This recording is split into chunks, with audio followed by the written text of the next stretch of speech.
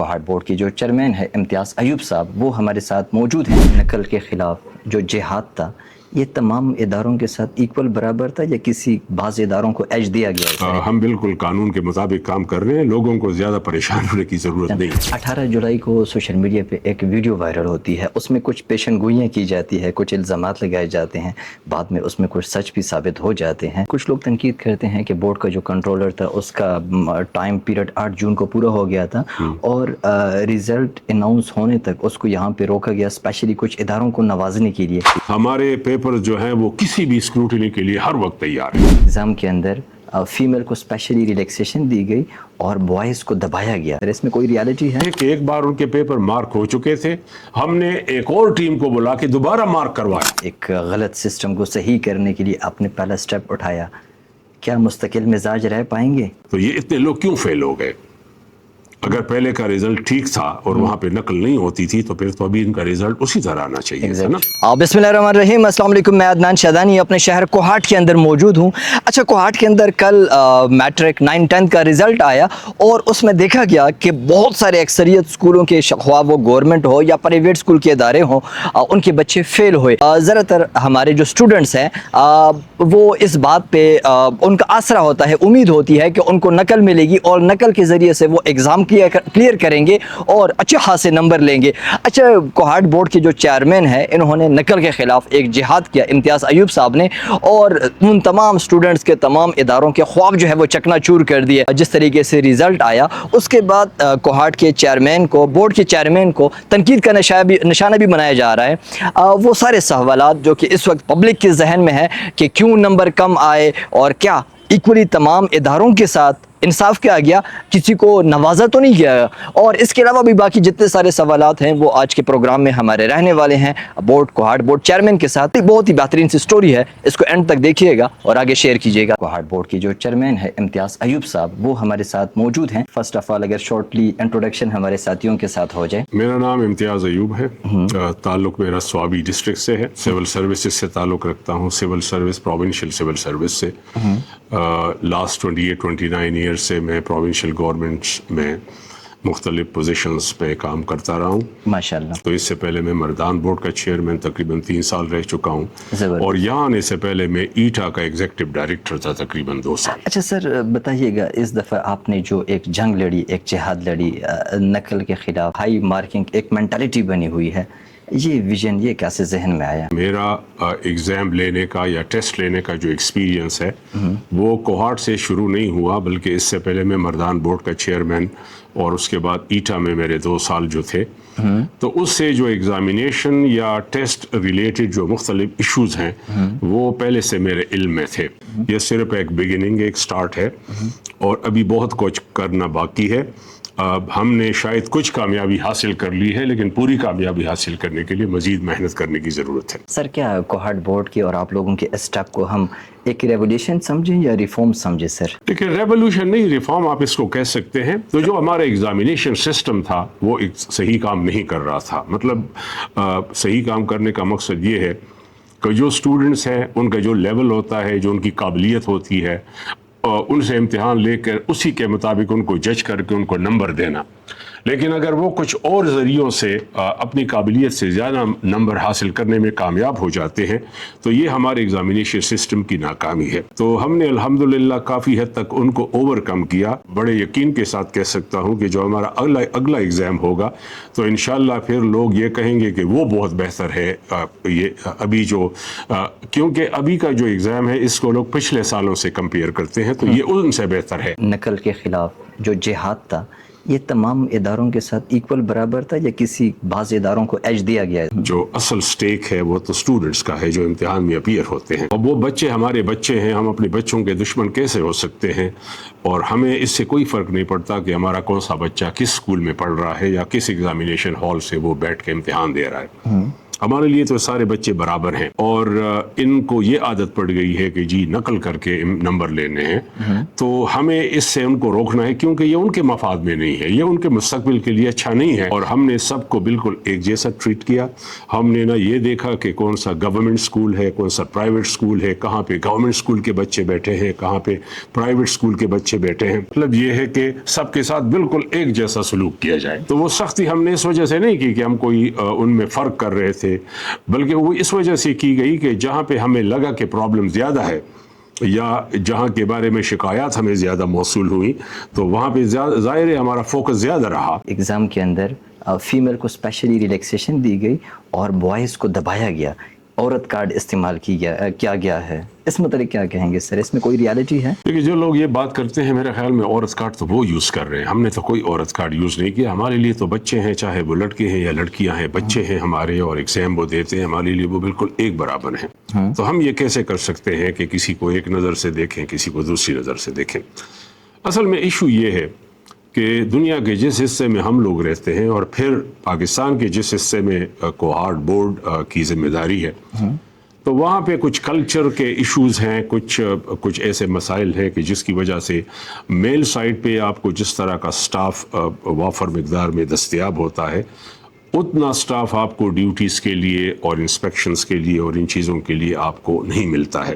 یہاں تک کہ بورڈ سے بھی چیئرمین اور کنٹرولر کے علاوہ کوئی میل جو ہے اس کو ہم بچیوں کے ہال میں نہیں جانے دیتے ہیں۔ جو بچیوں کے حال ہے ان کو اتنا اچھا مانیٹر نہیں کر سکے جتنا ہم نے لڑکوں کے ان کو کیا۔ اس کی وجہ یہ کہ اس کے لیے وسائل زیادہ تھے، اور جو بچیوں کے ایگزامینیشن سینٹرز ہیں ان کے لیے ہمیں وہ وسائل دستیاب نہیں ہے۔ خاص طور پر کچھ علاقے ہیں کہ آپ یقین کریں کہ وہاں پہ یہاں تک کہ ہم ٹیچر کو، جو فیمیل ٹیچر ہوتی تھی، ان کو یہ کہتے تھے کہ ہم آپ کو گاڑی بھی پرووائڈ کرتے ہیں، آپ کو پک اینڈ ڈراپ دیتے ہیں، لیکن وہ پھر بھی جانے کے لیے تیار نہیں ہوتے تھے۔ ان کے لیے ایشوز ہوتے تھے، وہ کہتے تھے ہمیں لوگ تنگ کرتے ہیں، مطلب مختلف قسم کے ایشو۔ لیکن ہم یہ انشور کریں گے اگلے امتحانات کوہاٹ کے جو 5 اضلاع ہیں وہاں پہ جہاں بھی فیمیل ایگزامینیشن سینٹر ہوگا، تو اس کے لیے ہم انشور کریں گے جہاں سے بھی لائیں، لیکن ہم کریڈیبل اور مطلب قابل سٹاف جو ہے وہ انشور کریں گے تاکہ ان پہ پوری کی پوری توجہ دی جا سکے۔ کچھ لوگ تنقید کرتے ہیں کہ بورڈ کا جو کنٹرولر تھا اس کا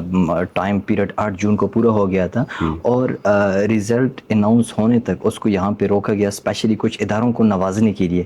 سر اس تنقید میں کتنی حقیقت ہے؟ وہ بے شک ان کے جو 3 سال ہیں 8 جون کو ختم ہوئے، لیکن یہاں پہ یہ نہیں ہوتا کہ 8 جون کو ختم ہو تو گورنمنٹ کی طرف سے کوئی آرڈر نہ ہو اور وہ اٹھ کر چلا جائے سب کچھ چھوڑ کے اسی طرح، کیونکہ جو کنٹرولر کی ڈیوٹی ہے وہ ایسی ہے کہ اس کے آفس کو اسی طرح مطلب خالی چھوڑ کے جایا نہیں جا سکتا۔ اس کے لیے جو ضروری چیزیں ہیں وہ ہم کرتے ہیں، گورنمنٹ کو اعتماد میں لیتے ہیں، ہمارا ان کے ساتھ رابطہ ہوتا ہے، ہمیں ان کا پتہ ہوتا ہے کہ جی ان کی کیا سوچ ہے اور وہ کیا کرنا چاہتے ہیں۔ کہ جب کنٹرولر کا ٹینیور پورا ہوتا ہے اور جب گورنمنٹ کا ارادہ ہوتا ہے کہ جی اس کو ہم نے یہاں سے ڈسکنٹینیو کرنا ہے، تو گورنمنٹ کی طرف سے باقاعدہ اس کا آرڈر آتا ہے۔ وہ ریپیٹریشن کا آرڈر نہیں آیا، اور میری ان کے ساتھ رابطے میں ہوں، ان کے ساتھ میری بات چیت ہوئی ہے۔ فی الحال مطلب یہ ہے کہ وہ ان کو کنٹینیو کر رہے ہیں، اور وہ آگے جو کاغذی کارروائی ہے، جو اپروولز وغیرہ ہیں، اس پہ کام ہو رہا ہے۔ تو جب کبھی ان کی طرف سے کوئی آرڈر آئے گا، وہ جو بھی ہوگا اس کو فوری طور پر امپلیمنٹ کیا جائے گا۔ فی الحال تو گورنمنٹ کی طرف سے جو پالیسی ہے، جو یعنی ایک چیز ہے، وہ یہ ہے کہ جی یہی کنٹینیو کر رہے ہیں، اسٹیٹس کو انہوں نے مینٹین کیا ہوا ہے، انہوں نے کسی اور کو نہیں بھیجا اور ان کو ریپیٹریٹ نہیں کیا۔ جب وہ آگے سے کوئی آرڈر کر لیں گے کمپیٹنٹ اتھارٹی سے اپروول لے کے، تو پھر ہم اس کو امپلیمنٹ کر لیں گے۔ تو میرے خیال میں ہم بالکل قانون کے مطابق کام کر رہے ہیں، لوگوں کو زیادہ پریشان ہونے کی ضرورت نہیں ہے۔ دیکھیے کوئی بھی کنٹرولر یا چیئرمین کسی ادارے کو نہیں نواز سکتا، یہ ان لوگوں کا الزام ہو سکتا ہے جو بالکل جاہل ہوتے ہیں یا جو سسٹم سے بالکل نابلد ہوتے ہیں۔ جو اصل میں اس کو مار کر رہا ہے اس کو بھی یہ پتہ نہیں ہے کہ یہ کس کا ہے، تو یہ کیسے ممکن ہے کہ کوئی کسی اس کو نوازے؟ 18 جولائی کو سوشل میڈیا پہ ایک ویڈیو وائرل ہوتی ہے، اس میں کچھ پیشن گوئیاں کی جاتی ہے، کچھ الزامات لگائے جاتے ہیں، بعد میں اس میں کچھ سچ بھی ثابت ہو جاتے ہیں۔ سر اس کا کیا ماجرا تھا؟ جو صحیح سرکاری طریقہ ہے الزامات لگانے کا وہ یہ ہے کہ جی جو متعلقہ اتھارٹیز ہیں ان کو ثبوت کے ساتھ آپ کے جو بھی الزامات ہیں وہ ثبوتوں کے ساتھ پیش کر دیں تاکہ ان پہ صحیح عمل درآمد ہو جائے۔ لیکن جن لوگوں کے پاس ثبوت نہیں ہوتے وہ پھر ایسے ہی مطلب کھڑے ہو کے الزامات لگا دیتے ہیں، اور بدقسمتی سے یہاں پہ ہمارے ملک میں کسی سے پوچھا بھی نہیں جاتا کہ جی آپ نے یہ الزامات لگائے ہیں، ابھی یہ ثابت کرو۔ دیکھیں میرا تو یہ خیال ہے کہ سول سوسائٹی کو اٹھ کے ایسے الزامات لگانے والوں سے پوچھنا چاہیے کہ جی وہ کدھر گئے اور ان کے ثبوت کدھر گئے، ٹھیک ہے۔ اچھا دوسرا میں آپ کو بتاتا ہوں کہ جی اس میں کہا گیا کہ جی ادارے اور پوزیشنز اور یہ چیزیں، دیکھیے ہمارا ابھی جو 10th کا رزلٹ آیا تو یہ اس سے ملتا جلتا ہے جو 1 سال پہلے 9th میں آیا تھا۔ ہمارے پیپر جو ہیں وہ کسی بھی اسکروٹنی کے لیے ہر وقت تیار ہیں۔ ٹاپ 100 پوزیشنز والے بچے ہیں، ٹاپ 100 جو تقریباً کوئی 5,500 کے لگ بھگ بن رہے ہیں، ان کی ہم نے سپر مارکنگ کی، کہ مطلب یہ ہے کہ ایک بار ان کے پیپر مارک ہو چکے تھے، ہم نے ایک اور ٹیم کو بلا کے دوبارہ مارک کروایا کہ جی آپ دیکھیں کہ کہیں یہ مارکنگ غلط تو نہیں ہے۔ اچھا ابھی میں یہ کرنے لگا ہوں 1-2 دن میں کہ میں وہ ویب سائٹ پہ دینے والا ہوں تاکہ لوگوں کو پتہ چلے کہ جنہوں نے نمبر لیے ہیں ان کے پیپر کون سے ہیں۔ سنا ہے کہ OMR جو آپ لوگ کی مشین ہے، پیپر جو مشین کے اوپر چیک ہونے تھے وہ مینولی چیک کیے گئے، اس کو بھی کچھ لوگ تنقید کا نشانہ بنا رہے ہیں۔ لیکن تنقید تو اس میں کسی بھی قسم کی کوئی بھی وہ نہیں ہونی چاہیے۔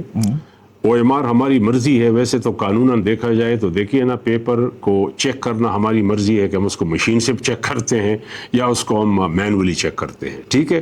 ان کو اس سے غرض ہونی چاہیے کہ چیکنگ صحیح ہوئی ہے یا غلط ہوئی ہے۔ اگر اس میں کوئی غلط ہوا ہے تو اس کے ہم ذمہ دار ہیں، لیکن باقی وہ کس طریقے سے ہوئی ہے، مشین سے ہوئی ہے یا انسانوں نے کی ہے، اس کے ساتھ کسی کو کوئی غرض نہیں ہونی چاہیے، وہ ان کو اس کی فکر نہیں کرنی چاہیے۔ کسی مطلب کے لیے ہم نے ایسا نہیں کیا۔ ہم نے نئی مشینیں منگوائی ہیں، وہ امپورٹڈ مشینیں تھیں، اور جو ہمارا سپلائر تھا اس نے ہم سے وعدہ کیا تھا، لیکن چونکہ وہ امپورٹڈ چیزوں میں مسئلہ یہ ہوتا ہے کہ کبھی کبھی وہ لیٹ ہو جاتی ہیں، تو ہم نے یہ ایکسپیکٹ کرتے ہوئے کہ وہ مشینیں ٹائم پر آ جائیں گی، تو مشینیں لیٹ ہو گئی۔ جب وہ مشینیں لیٹ ہو گئی تو مطلب یہ ہے کہ ہمارے لیے مسئلہ یہ ہو گیا کہ وہ یعنی اس طرح یعنی جو ہمارے پاس آلریڈی اویلیبل مشینیں تھیں اس سے وہ نہیں ہو سکتی تھیں، ٹھیک ہے۔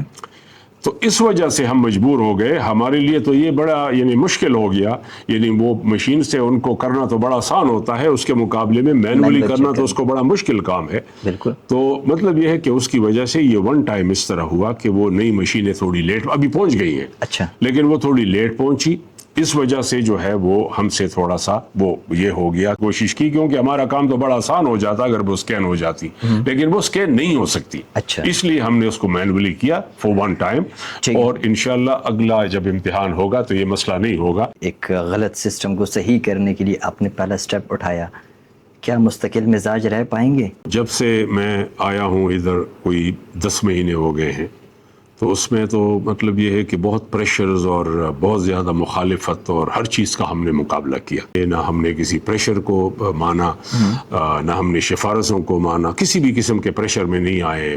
آپ کے خیال میں کیا یہ ایک چھوٹا سٹیپ تھا کہ جی تمام ایگزامینیشن سینٹرز کو پرائیویٹ اداروں سے اٹھا کر گورنمنٹ سائٹ پہ کرنا؟ اور اگر پرائیویٹ اداروں میں ایگزامینیشن ہالز ہوتے تھے پہلے، اگر وہاں پہ نقل نہیں ہوتی تھی تو ابھی رزلٹ اتنا مختلف کیوں ہے؟ جب یہ سارے ایگزامینیشن سینٹرز جو ہیں جب یہ پرائیویٹ اداروں سے گورنمنٹ پریمیسز میں چلے گئے تو یہ اتنے لوگ کیوں فیل ہو گئے؟ الحمدللہ بعد میں تو چیف سیکرٹری صاحب نے ہمیں بہت سپورٹ کیا، نہ صرف سپورٹ کیا بلکہ انہوں نے اس سسٹم کو کہ جی تمام جو ایگزامینیشن ہالز ہیں ان کو سرکاری اداروں میں قائم کیا جائے۔ آخر میں یہ کہنا چاہتا ہوں کہ دیکھیے ہمارے پیرنٹس جو ہیں، ہم نے گزارش ہے، میں تو کچھ عرصے کے لیے ادھر آیا ہوں، چلا جاؤں گا، ہمیشہ کے لیے جو ان کا انٹرسٹ ہے وہ یہ ہے کہ وہ اپنے بچوں کو محنت کی عادت ڈالیں۔ وہ نہ تو کسی ایسے ادارے میں بچے کو داخل کریں کہ جو ان کو نقل کے ذریعے نمبر دلانے کا کوئی وعدہ کرتا ہو، اور نہ اپنے بچے کو یہ تربیت اور یہ تعلیم دے کہ جی وہ نقل سے پاس ہو۔ وہ اس کو روکے، چاہے وہ سول سوسائٹی ہے، میڈیا ہے، دوسرے جتنے بھی سٹیک ہولڈرز ہیں۔ میں ان سے یہ گزارش کرتا ہوں کہ جی آپ ایک چیز پہ متفق ہو جائیں برائے مہربانی، اور آپ خود سے پوچھیں کہ کیا نقل سے بچوں کو آپ نے کامیابی دلانی ہے کہ عقل سے دلانی ہے؟ کیا محنت سے حاصل کی ہوئی کامیابی جو ہے وہ صحیح کامیابی ہے یا نقل سے حاصل کی ہوئی کامیابی صحیح کامیابی ہے؟ نقل سے جو بنا ہوا ڈاکٹر ہے کیا وہ سوسائٹی کے لیے صحیح ہے؟ وہ تو مطلب یہ ہے کہ لوگوں کا علاج کرنے کی بجائے خدا نخواستہ ان کی صحت کے ساتھ کچھ بھی کر سکتا ہے۔ صحیح ہے، بالکل۔ تو ہمیں تو ایسا ڈاکٹر نہیں چاہیے جو لوگوں کی صحت کو ٹھیک کرنے کی بجائے اور بھی خراب کرے۔ زبردست، بہت شکریہ سر آپ کا وقت دینے کا، اور اہلیان کوہاٹ کی طرف سے میں آپ کا شکریہ ادا کرتا ہوں. آپ صوابی سے آئے اور آپ نے میرے کوہاٹ کی ایک بہتر مستقبل کے لیے آپ نے ایک جہاد کا آغاز کیا. اس کو آپ نے انشاءاللہ کنٹینیو رکھنا ہے. کوہاٹ کی پوری پبلک آپ کے ساتھ کھڑی ہے, ہم آپ کے ساتھ کھڑے ہیں, اور انشاءاللہ سب مل کر کے معاشرے میں ایک بہترین سا چینج لے کے آئیں گے. ایک دفعہ پھر وقت دینے کا بہت شکریہ. ایٹ دا اینڈ پاکستان زندہ باد. Thank you.